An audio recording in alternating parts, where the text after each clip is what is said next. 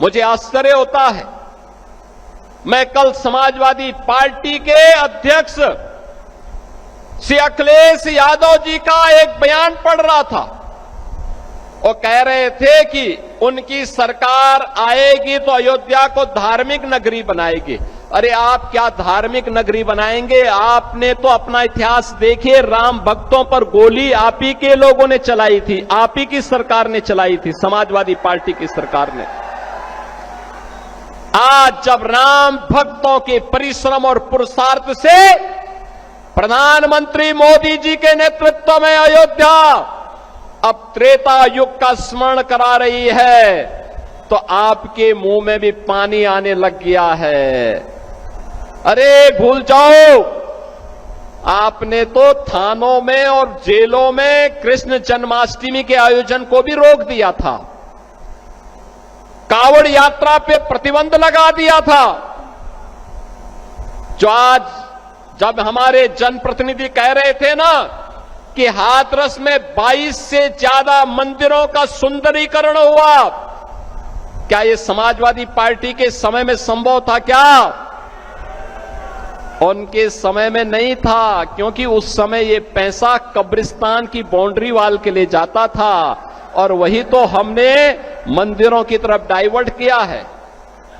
वही पैसा हमने इधर भेजा है कि कब्रिस्तान की आवश्यकता नहीं, मंदिर आस्था के केंद्र हैं। अखिलेश जी, अयोध्या को तो राम भक्तों ने सजा और संवार दिया है, आप उसकी चिंता मत करिए, पश्चाताप करिए, एक बार रामलला का दर्शन कर लीजिए, कम से कम इसी से और सद्बुद्धि आएगी। और अब तैयारी करिए कि हम कृष्ण कन्हैया के लिए भी कुछ कर सकें। अब मथुरा की बात करिए। अगर सचमुच अपने को धार्मिक कहलाने का प्रयास कर रहे हो तो मथुरा वृंदावन पे खुल करके बोल दीजिए, श्री कृष्ण जन्मभूमि पर खुल करके बोल दीजिए और बोलिए ना कि श्री राम जन्मभूमि मुक्ति के आंदोलन की तर्ज पर ही श्री कृष्ण जन्मभूमि की मुक्ति का भी अभियान चलना चाहिए। भगवान श्री कृष्ण की जन्मभूमि को भी सम्मान मिलना चाहिए। हमारी सरकार वहां श्रद्धालुओं को बुनियादी सुविधाएं उपलब्ध करवाने का कार्य कर रही है। युद्ध स्तर पर हम प्रयास कर रहे हैं,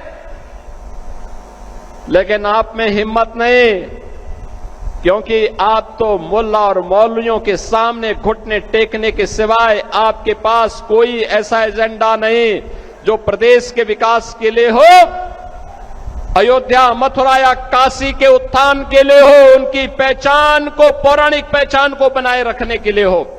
ये धूल झोंकने का काम मत करो। एक खिसियानी बिल्ली खंबा नोचे वाली कहावत को चरितार्थ मत करो। अयोध्या अपनी पहचान के लिए आप पर मोहताज नहीं है, अयोध्या की अपनी पहचान है और अयोध्या ने अपनी पहचान को दुनिया के अंदर फिर से बनाया हुआ है। बहनों और भाइयों, ये जो दोहरे चाल चलने वाले लोग हैं, ये वही लोग हैं जो जनता जनार्दन को धोखा देते हैं। याद करिए, लोकसभा चुनाव के समय एक कांग्रेस और समाजवादी पार्टी आई थी, संविधान की दुआई दे रही थी। आपने भी 25 जून को आपातकाल दिवस मनाया, संविधान हत्या दिवस का आयोजन किया होगा अपने अपने जनपदों में। 25 जून 1975 भारत के संविधान का गला दबाने का काम, बाबा साहब भीमराव अंबेडकर के द्वारा बनाए गए संविधान के अपमान करने का काम अगर किसी ने किया था तो कांग्रेस ने किया था। और कांग्रेस के उस पाप में आज समाजवादी पार्टी जबरदस्ती उनके साथ मिलकर के उस पाप में भागीदार बन रही है। ये जो कांग्रेस ने पाप किया था, उस समय देश के सभी विपक्षी दलों को कांग्रेस की सरकारों ने बंद कर दिया था।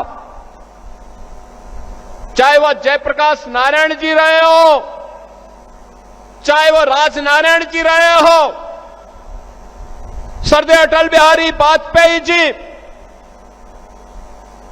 सरदेय लाल कृष्ण आडवाणी जी, डॉक्टर मुरली मनोहर जोशी जी,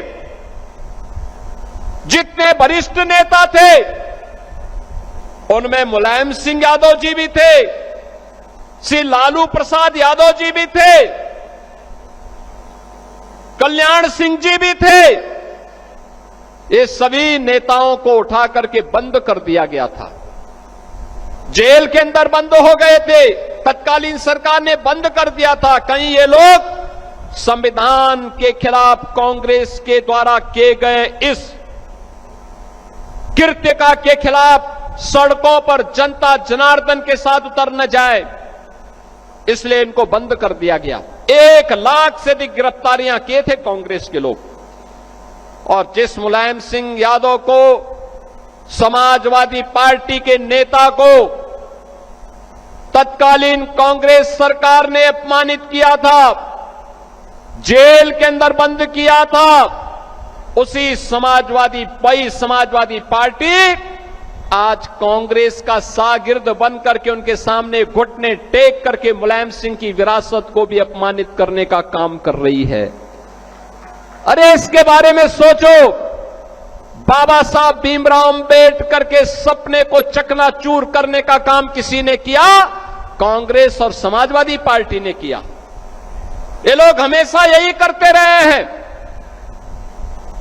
इन्होंने वही कार्य किया जो सामाजिक न्याय के प्रतिकूल हो।